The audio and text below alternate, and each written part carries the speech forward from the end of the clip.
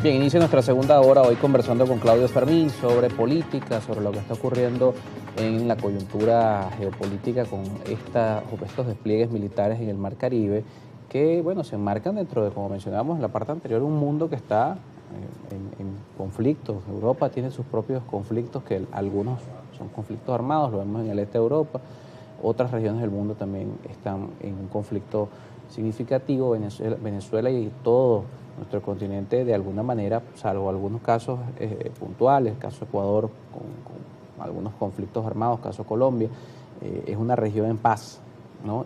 Y este despliegue militar ha puesto en alerta a gobiernos que incluso después del 28 de julio llegaron a distanciarse un poco del gobierno de Venezuela. Ha llegado a poner en alerta a toda la región sobre lo que significaría un despliegue militar de esta magnitud o una acción que no sea precisamente la que dice el gobierno de los Estados Unidos, que es la lucha contra el narcotráfico, sino aquellos que temen que y lo decíamos, por eso decíamos el tema de los resultados, un despliegue militar de esta magnitud que solo ha significado en 2-3 semanas que han destruido 2 lanchas, además cuestionados por organismos internacionales las formas como se dieron, y otros gobiernos que dicen, puede haber algo más allá y esto traería una inestabilidad para la región, que es el caso de una intervención militar, una invasión o una agresión armada a Venezuela. Yo recuerdo, Carlos,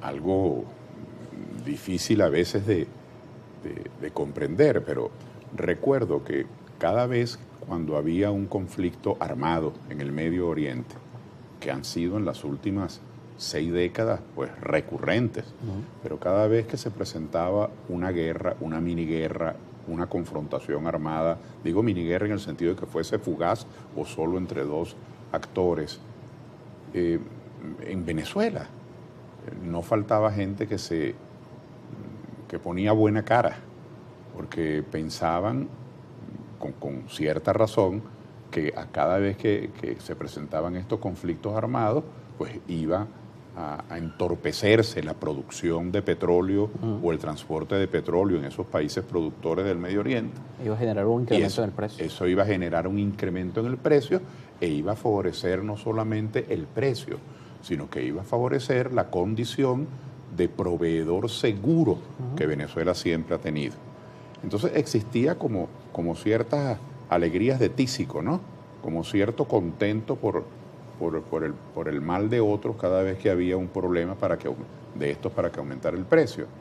Pero esta recurrencia, estos conflictos que se han convertido en perpetuos, más que en recurrentes, algo que no cesan, le han enviado un mensaje también a ciertos círculos de poder en las grandes potencias y en los Estados Unidos a cierta tendencia política. Bueno, si eso es así, ¿cuál es el más confiable? ¿Cuál es el que tenemos más cerca? ¿Cuál es el más débil desde el punto de vista geopolítico sobre el que podemos nosotros actuar? Venezuela. Es decir, hay una motivación, siempre ha habido una motivación y un deseo de ponerle la mano encima de los recursos naturales de cualquier país débil o indefenso. Pero cuando las alternativas para esos recursos naturales están en permanente guerra, están en permanente dificultad, se hacen mucho más atractivos los países estables. Claro. Y si esto coincide con la llegada de un gobierno que está desarrollando aquella vieja política, aquella vieja tesis de James Monroe, que ya es una tesis que tiene 200 años, cuando en 1823, que fue uno de los primeros presidentes de los Estados Unidos, Monroe, desarrolló aquella tesis de América para los americanos, que en el fondo era un mensaje a García. Recuerden que estamos hablando de 1823, es el momento cuando en ese territorio que hoy se ocupa esa nación que son los Estados Unidos de América, en ese territorio estaban domiciliados colonias francesas, colonias españolas, colonias británicas, asentamientos humanos europeos. Y esa doctrina de Monroe de América para los americanos lo que significaba en el fondo, no queremos más europeos aquí, todo esto es nuestro territorio. Y ese viejo concepto de todo esto es nuestro territorio, este es nuestro patio trasero, se ha revitalizado con Trump.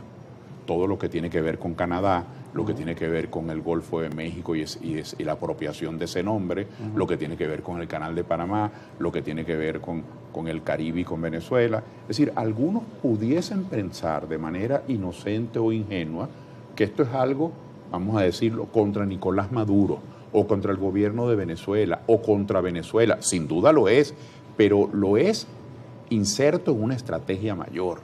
Es la voracidad de un criterio político que se siente dueño de los territorios de este hemisferio, se siente dueño de la vida de la gente. Lo que pasó con esa embarcación, Carlos, donde asesinaron, dicen que eran 12 los navegantes, los tripulantes de ese peñero, los ocupantes, y bueno, ¿y qué delito habían cometido? Se procesó el delito, se les interrogó. Claro, o incluso como también hubo un uso progresivo de la fuerza, es lo que no queda claro, de simplemente mostrar que se bombardeó una lancha. Se fue condicionando el ambiente, se fue creando toda una atmósfera en la que mucha gente seguramente aplaudiría. Qué bueno que asesinaron a estos narcotraficantes, que la gente no sabe y si lo eran. Y en el caso de que lo fuesen, bueno, ¿dónde está el juicio? ¿Dónde están las pruebas? Es decir, estamos en una situación terrible. Por eso digo que todos los Grenell, no solamente el señor Grenell, sino que todos los que tienen una posición similar, senadores norteamericanos que están protestando este uso desmedido del poder, medios de comunicación norteamericanos que están protestando toda esta intimidación y esta creación de un falso clima para agredir a Venezuela y para generar una situación de hecho.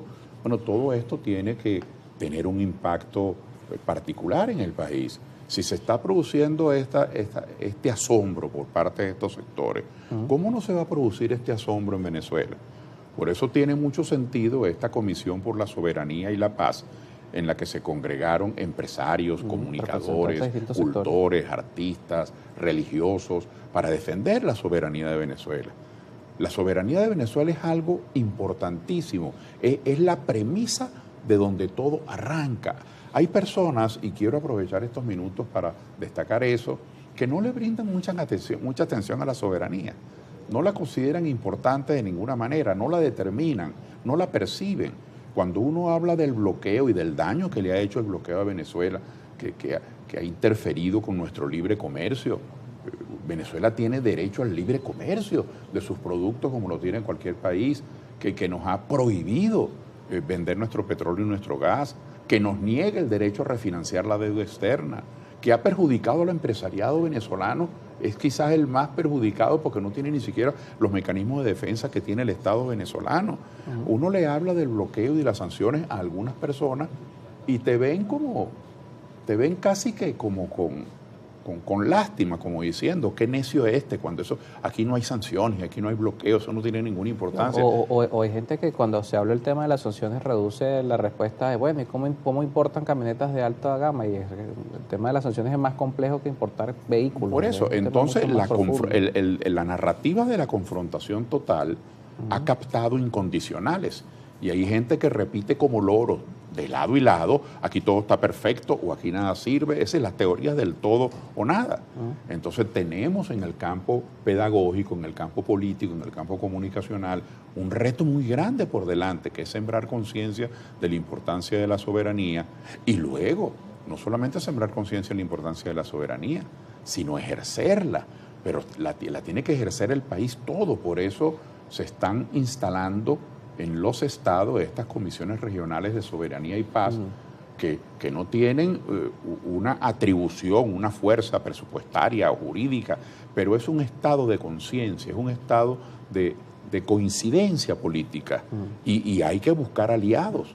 Por eso yo sí le doy mucha importancia a esa correspondencia que repite, como tú bien lo dices, repite una cantidad de asuntos que todos sabemos, pero se trata de puntualizarlos, de recordarlos, porque Venezuela está siendo víctima en este momento. Claro, y el reto de esta comisión y de todas esas réplicas que se van a dar en las distintas entidades del país es que el venezolano perciba que esto es un asunto de Estado, porque cada vez que hablamos de estos temas acá, la gente lo percibe como que los actores de oposición están defendiendo a Maduro, están defendiendo una individualidad y no que están defendiendo, bueno, al territorio, al Estado. Es decir, que el reto de esta comisión es que no se perciba como que esto es un problema del PSUV o esto es un problema de un sector político en particular. Qué importante eso que estás diciendo. E insisto con lo que antes mencionaba, la confrontación total. Entonces, si usted le dice a alguien que haya sido contaminado por ese virus de la confrontación total, si usted le dice a un, vamos a utilizar ese término, un chavista, ¿verdad?, que en el barrio hay aguas negras, que no hay agua, que hay apagones, que no hay transporte, que el salario no alcanza para nada. Entonces, esa persona, en vez de escuchar, estoy refiriendo a la gente que cree que está en los extremos, en vez de escucharle con atención, entonces, si usted es chavista, lo llama traidor, porque se supone que ese es un discurso prohibido, o al revés. Si usted dice qué buena la misión vivienda, qué bueno que se hayan abierto las zonas económicas especiales y que se esté explorando eso, qué bueno que exista diálogo con los sectores empresariales. Si usted comienza a ver una rendija de algo que le parezca positivo, del lado del extremo de la oposición, pues lo llaman vendido. El país no tiene futuro con esas actitudes. El país tiene que buscar defender el interés nacional y así como es del interés nacional defender nuestras fronteras y la integridad territorial, así como es del interés nacional defender el salario de los trabajadores, defender el derecho al trabajo, defender la propiedad de quienes están dedicados a la agricultura y a la ganadería, así como es del interés nacional defender y restablecer una capacidad de respuesta mínima para los estados y para los municipios con un buen situado. Así es del interés nacional que potencias extranjeras no se inmiscuyan en las cosas que solo le corresponde a los venezolanos resolver. Si el señor Bolsonaro en el Brasil fue culpable o fue inocente de lo que se le está acusando, eso es un asunto de los brasileños. Si el señor Trump, cuando denunciaba que Biden le hizo trampa y que le quitó las elecciones, eso es un problema de los estadounidenses. Y los asuntos que nosotros tenemos, que son muy graves nuestros problemas y que son muchas nuestras necesidades, nosotros tenemos pleno derecho a seguir reclamando, a seguir denunciando, a seguir proponiendo para que se escuchen alternativas. Nada de esto, ni denunciar, ni reclamar, ni protestar, ni proponer, ni entendernos. Ninguna de estas actividades nos está vedada ni queda disminuida porque defendamos la soberanía. Por lo contrario, cuando la soberanía se afecta, todo esto se afecta. Entonces la soberanía es del interés nacional y por eso esta es la hora de defender sin complejos, sin complejos.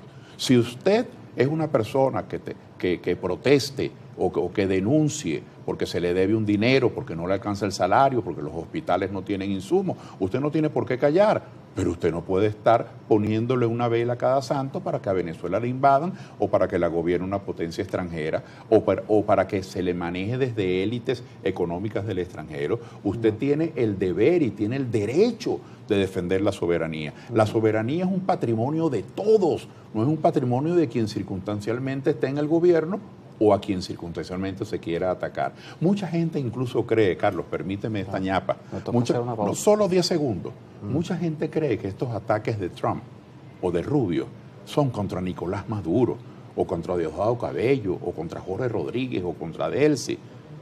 Mucha gente tiene la ingenuidad de creerlo así. Estos son movimientos bien pensados para apoderarse del petróleo venezolano. Esto no tiene vuelta de hoja. Esa es la intención, ese es el propósito y duele mucho que haya venezolanos al servicio de eso. El reto precisamente es que la gente no sienta que, bueno, que todos esos temas que menciona Claudio Fermín están quedando en segundo plano o dejan de ser reclamos para la clase política y para los distintos sectores. El tema del salario, el tema del, bueno, el tipo de cambio en nuestro país, todos los temas que la gente a diario está enfrentando en paralelo a esta amenaza